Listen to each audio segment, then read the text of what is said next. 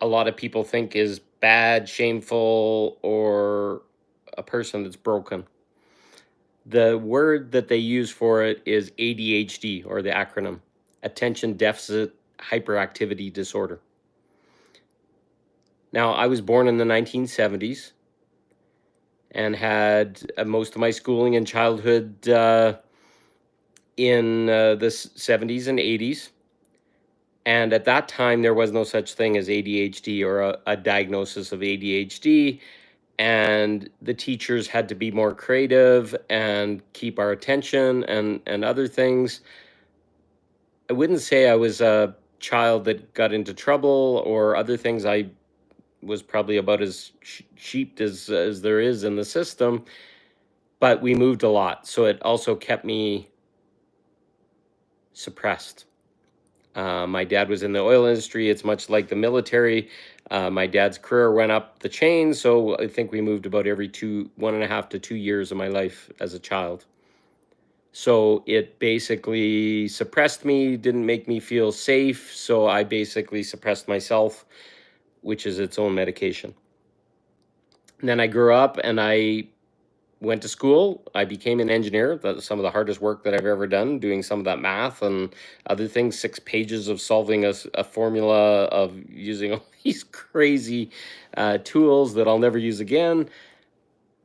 But somehow I made it through. And I became graduated as a computer engineer. And I worked for a company called Nortel Networks, or at that time it was Northern Telecom, and I moved very rapidly up the chain. I went from being a support engineer within a couple of years to being a manager of the support engineering group, and then moving up to a hardware development manager, and then some crazy stuff that all fell apart. And then I moved into another role called the design cost reduction role, and basically saved the company $400 million in about 3 years.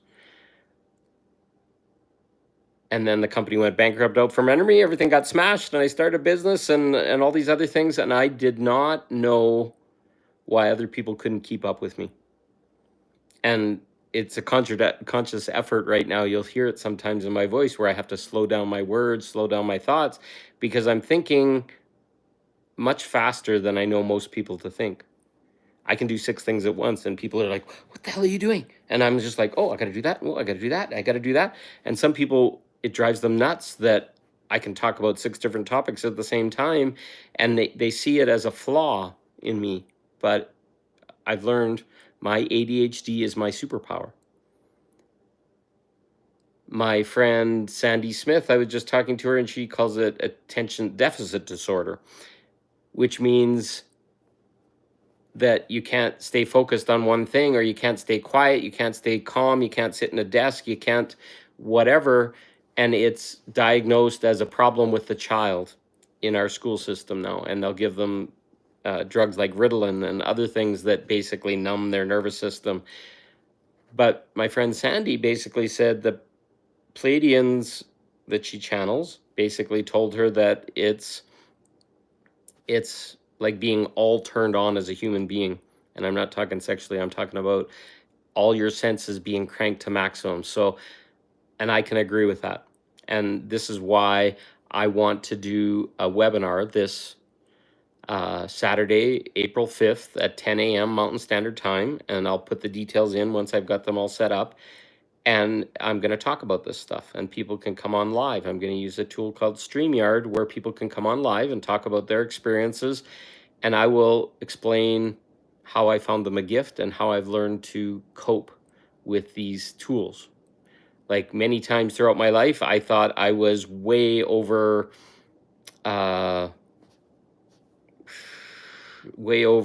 sensitive, way over activated, other things.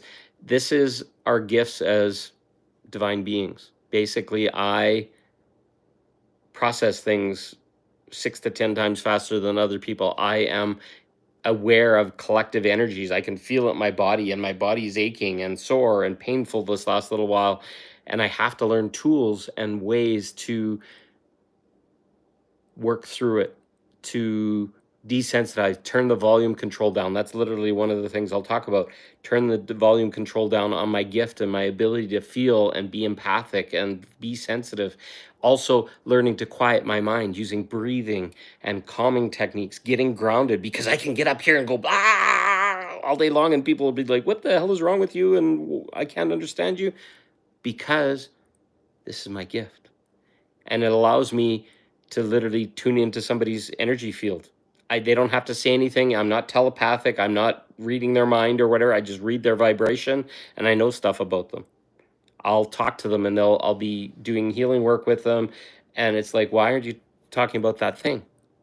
And they'll be like, how'd you know about that thing? It's like, well, you kind of referred indirectly to it or whatever. And let's get it out on the table, because it's the elephant in the room. It's the thing that's harming you right now.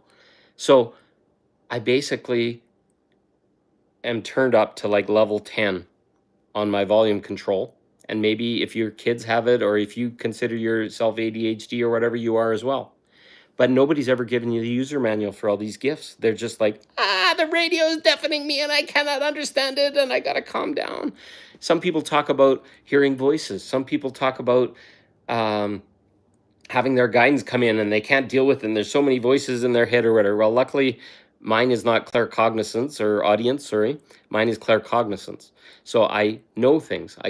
Clairsentience, feeling things. I can feel those hugely.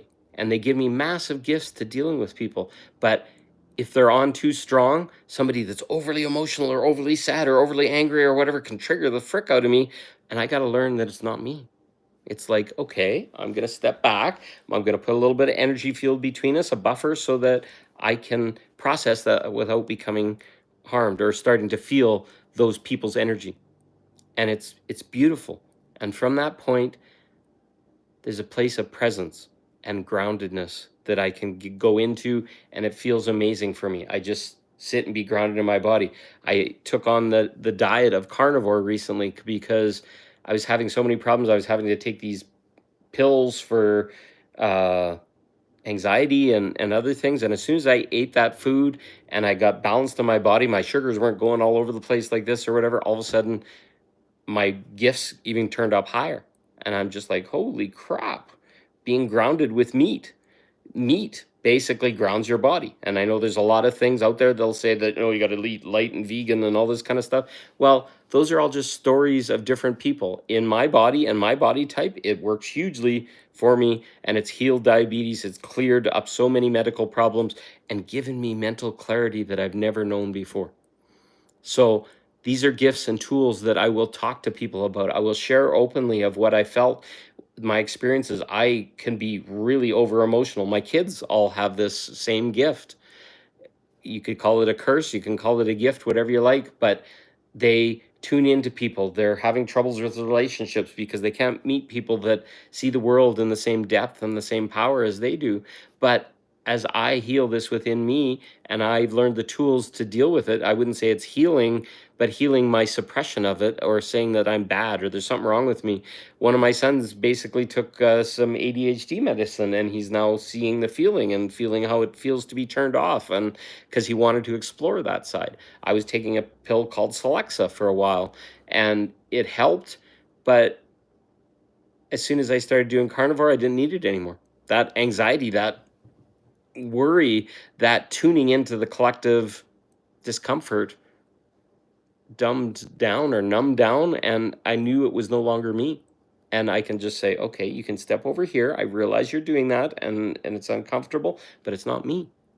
And as I've learned these things, these gifts to recognize what's me and what's others, here's another one that you can try. I would sit down beside somebody in a restaurant with the booth behind me, and I could feel all the feelings that they were having because I was inside their aura. An aura extends out of us about 3 feet, 2 feet. It all depends on how much you put out.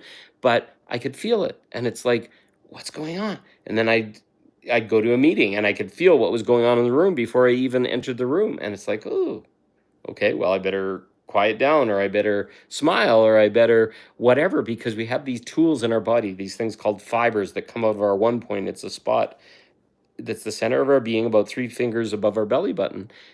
We use these fibers. We don't know about them. They're like, kind of like octopus arms that go out and read the room. And if you want to if you're pissed at somebody and you shoot daggers at them or whatever, the little arrow comes out with little point on the end, and it'll go into that person, and that's why you see fire in their eyes, and they'll feel their intention and all these things, because we have these gifts, these tools we're not even trained about.